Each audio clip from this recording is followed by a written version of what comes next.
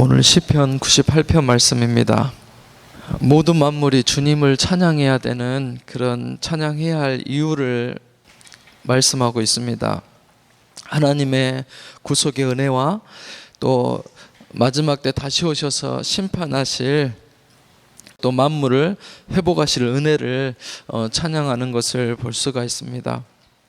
1절에 보니까 새 노래로 여호와께 찬양하라 라고 말합니다. 왜 새 노래로 찬양하라 할까요? 하나님께서는 늘 새 은혜를 부어주십니다. 그렇기 때문에 전에 알았던 그런 받은 은혜를 노래하고 찬양하는 것으로는 그 하나님의 은혜를 다 표현할 수가 없습니다.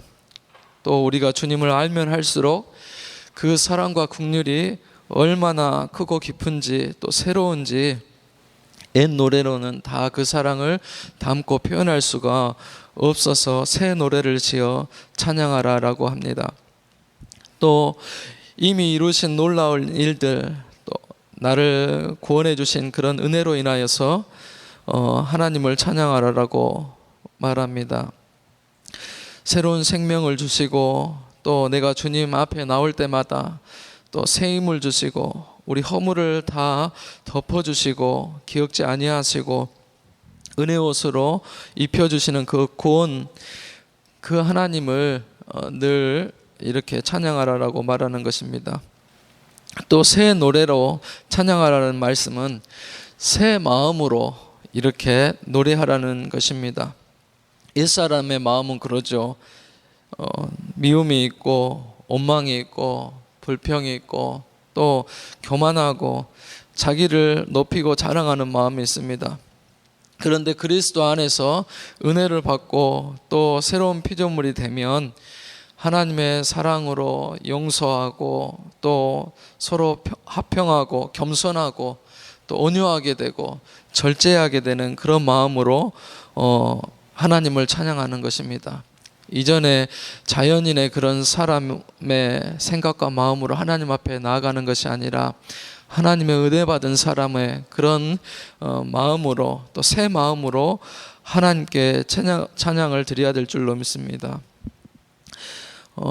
찬양이란 뜻을 보았습니다. 사전적인 그런 의미를 보니까 어떤 찬성을 표하는 것, 영광을 바치는 것, 또 어떤 대상에 예배하는 것이라는 그런 뜻으로 되어 있었습니다.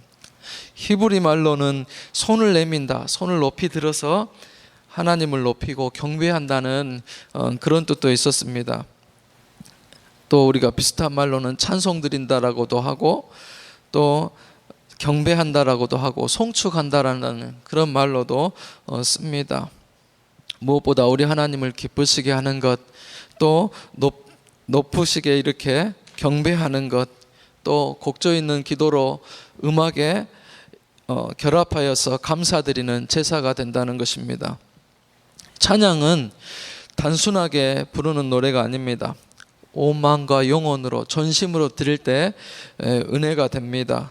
또 주님께 드리는 최상의 제사가 됩니다. 흑석산에 가셔서 찬양하는데 은혜를 많이 받으셨다라고 그러더라고요. 그런데 찬양 인도하는 그 목사님이 얼마나 은혜스럽게 하는지 그냥 다들 쏙 빠져가지고 은혜를 많이 받았다고 해요. 집사님 한 분이 말씀하시기를 다른 것보다도 온 몸으로 전심으로 하나님 앞에 힘있게 찬양드리는 그 모습이 그렇게 은혜가 되고 복이 좋았다라고 말씀해 주셨습니다. 찬양이라는 것은 그런 것 같아요. 하나님 앞에 내가 온몸으로 전심으로 찬양할 때 하나님께서는 받으시고 또 큰 은혜를 우리에게 주십니다. 또 찬양은 이렇게 성령님께서 임재하는 것을 돕습니다. 일하시는 것을 돕습니다. 그리고 우리들의 마음 문을 이렇게 활짝 열어줍니다. 마음껏 하나님께서 역사하실 수 있도록 성령께서 역사하시도록 돕는 그런 역할을 합니다. 또 찬양하면은 악한 영이 떠나가죠. 우리가 잘 아는 다윗이 사울 앞에서 수금을 탈 때 찬양할 때 사울에게 들었던 괴롭히던 악신이 떠나갔던 것을 알 수가 있습니다. 신약에 보면 사도행전 16장에 보면 바울과 실라가 감옥에서 찬양할 때 그 옥문과 착고가 풀리고 열리고 또 간수장이 구원받고 또 하나님께 영광 돌리는 그런 은혜도 있었습니다. 요즘은 찬양으로 치료도 많이 합니다. 음악 치료라고 하잖아요. 그래서 어떤 정신적인 건강, 정서적인 것, 행동 그런 장애가 있는 분들, 치매, 스트레스를 풀고 해소하는 그런 것들, 또 어떤 창의력을 발달하고 작업의 능률을 올리는 것들, 학습 능력을 올리는 것들, 이런 것들을 치료하고 또 향상하기 위해서 찬양을 많이 듣고 찬양 치료라고 그래서 그것들을 가지고 사람을 고치기도 합니다. 3절에 보니까는 하나님이 기억하시는 것이 있는데, 하나님은 성도에게 베푸신 인자와 성실을 기억하신다라고 그렇게 말씀합니다. 사람들은 그래요. 자기를 기억해 주기를 원해요. 그래서 어떻게든 사람을 만날 때 좋은 인상을 남기려고 가진 예를 씁니다. 또 그러다가 또 나를 몰라주고 봤는데 이렇게 인사를 안 해줄 때는 또 섭섭할 때도 있어요. 그런데 그런 은혜 입은 자 또 보다도 은혜를 베푼 자가 또 사랑을 받은 자보다도 사랑을 주는 자가 더 기억하고 관심을 갖습니다. 우리 하나님께서는 그래요. 우리에게 정말 큰 사랑을 베풀어 주셨습니다. 그리고 그 큰 사랑을 실천해 주셨습니다. 우리는 이 하나님의 사랑을 기억하고 정말 우리도 잊지 말고 보답하는 그런 삶이 되었으면 좋겠습니다. 그리고 그 하나님의 눈길을 사로잡는 그런 삶을 살았으면 좋겠습니다. 누가 나를 존경해주고 높여줄 때 나도 그 사람에게 마음이 갑니다. 또 기억에 남지요. 마음도 갑니다. 저가 아내를 만났을 때 음악회 가서 만났어요. 그런데 천안에 제가 용인에 있었을 때니까 1시간쯤 걸리는 거리를 좋으니까 맨날 가는 거예요. 밤 이제 근무 끝나면 무조건 갈 생각으로 이제 온통 생각과 마음속에 이제 여기서 일하고 있지만 마음은 거가 있고 생각은 거가 있는 거예요. 어떻게 하면 이 사람의 마음을 사로잡을 수가 있을까? 이제 그거 놓고 우리 말씀 준비할 때도 어떻게 하면 은혜를 끼칠 수 있을까? 어떻게 하면 말씀으로 힘을 줄 수 있을까? 막 고민하거든요. 기도하고 씨름해야지 이제 그 안에서 은혜가 되고 방법이 나오고 그러거든요. 그렇게 하다가 구역 예배를 한번 드렸는데, 전사님 왜 요즘 사람 만나는 것 같은데 결혼을 못하고 그렇게 있어요 하고 이제 기도하고 있다고 가르쳐 주면서 자기 자녀들 시집가고 장가가는 거 보니까 도구가 있다 그러더라고요. 그냥 가는 것이 아니라 올인해야지만이 된다라고 그러는 거예요. 대충 해서는 가만히 있으면 나 보고 따라오겠지. 요즘 세대는 그런 게 없대요. 그냥 온 마음을 쏟아야지. 그렇다고 해요. 그래서 이제 마음을 고쳐 먹었어요.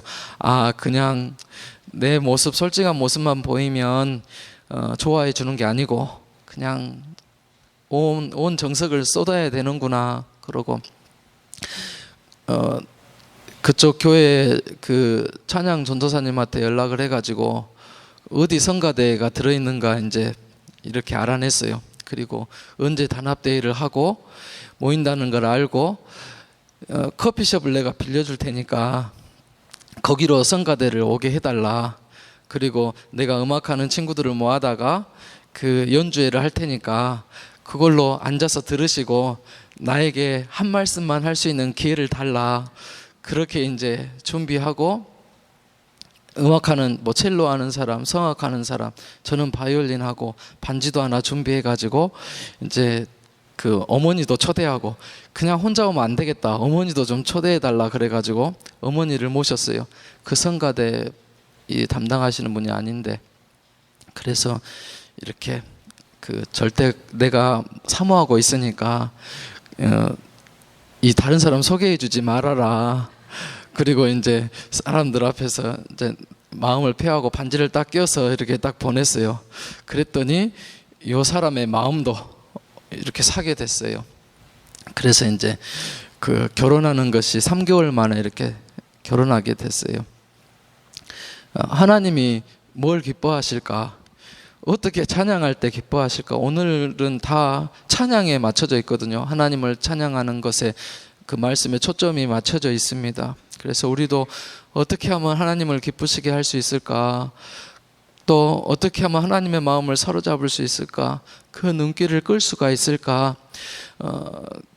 그것을 고민하고 기도하면서 찬양할 때도 온 마음으로 전심으로 그렇게 찬양을 드릴 수 있는 우리가 되었으면 좋겠습니다.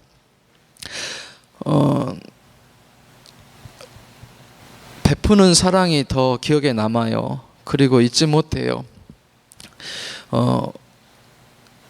하나님은 그래 우리에게 사랑을 주셨기 때문에 독생자까지 보내서 우리를 이렇게 구속하셨기 때문에 우리를 얼마나 사랑하는지 몰라요. 우리도 그 하나님의 사랑을 늘 깨닫고 어떻게 하면 하나님께 쓰임받을 수 있을까? 어떻게 하면 하나님께 영광 돌릴 수 있을까? 그렇게 또 기도하면서 쓰임받기를 사모하는 우리가 되었으면 좋겠습니다. 세상에서 어떤 자리로 쓰임 받는 것보다도 하나님 손에 붙들려서 쓰임 받는 것이 귀하고 또 행복한 그런 삶이 될 줄로 믿습니다.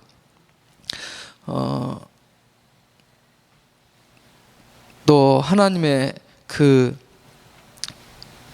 은혜를 늘 기억하는 그런 삶이 되었으면 좋겠습니다.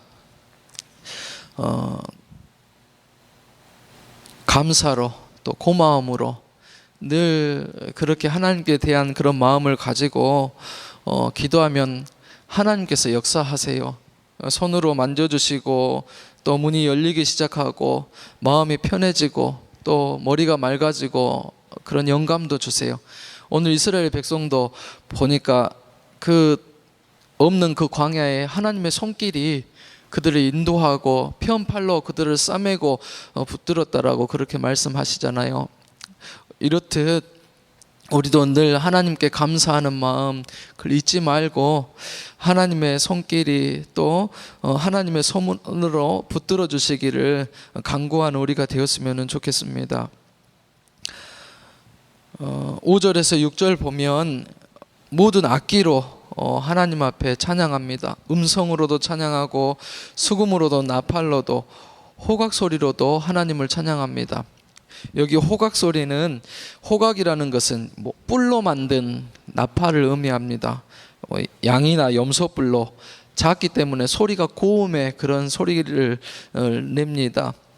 이렇게 하나님의 영광 또 하나님 주시는 큰 기쁨을 노래하기 위해서는 한 사람의 소리로 하나님을 높이고 찬양하는 것이 아니라 여럿이 함께 모여서 또 여럿 악기로 그렇게 합창으로 합주로 해서 하나님 앞에 큰 찬양으로 영광을 돌리는 것입니다. 7, 8절에 보니까는 거기에는 만물도 자연 만물도 하나님을 찬양하라라고 그렇게 표현한 것을 볼 수가 있습니다. 모든 자연의 세계, 모든 피조물이 그 하나님의 구원으로 인하여서 이렇게 찬양하는 것을 가리킵니다. 피조물도 또 자연도 하나님이 이렇게 구원해 주시는 것을 인하여서 기뻐하고 찬양하는 것을 말합니다. 마지막 9절의 말씀 보니까 주님은 어때요? 반드시 다시 오신다라고 말씀하시죠. 그리고 죄로 병든 이 땅 또 모든 만물을 고치시고 치료합니다. 그리고 공평과 평화를 이루시기 위해서 다시 오실 하나님을 찬양하는 것을 볼 수가 있습니다. 우리에게는 정말 기쁨의 날이 될 것입니다. 또 정말 우리가 사모하고 또 기도했던 기다렸던 그 하나님의 나라에 다 들어갈 수 있는 그런 시간이 되어질 것입니다. 오늘 하나님 앞에 찬양합니다. 새 노래를 지어서 새 은혜를 주실 것에 감사하여서 찬양하고, 또 성령께서 더 우리 가운데 강하게 역사하시고 또 임하시기를 위해서 찬양하고, 또 연약한 나를 살려주시고 구속해 주시는 그 은혜를 하나님 앞에 찬양합니다. 모든 악기로, 노래로, 또 자연이, 만물이 하나님을 이렇게 찬양합니다. 하나님은 찬양 받으시기에 합당하기 때문에 그렇습니다. 어떻게든 하나님이 우리 삶 속에 역사하실 수 있도록 우리 입술에 찬송이 끊이지 않기를 바랍니다. 늘 우리가 말씀을 읊조리는 것처럼 우리가 찬송할 때 기분도 좋아지고 마음도 더 건강해지고 또 하나님의 더 크게 강하게 임재하심도 경험하는 그런 은혜가 있게 될 줄로 믿습니다. 오늘 하루는 하나님께 드리는 찬양이 더 많이 드려지는 하루가 될 수 있기를 주님의 이름으로 소원합니다. 기도하시겠습니다.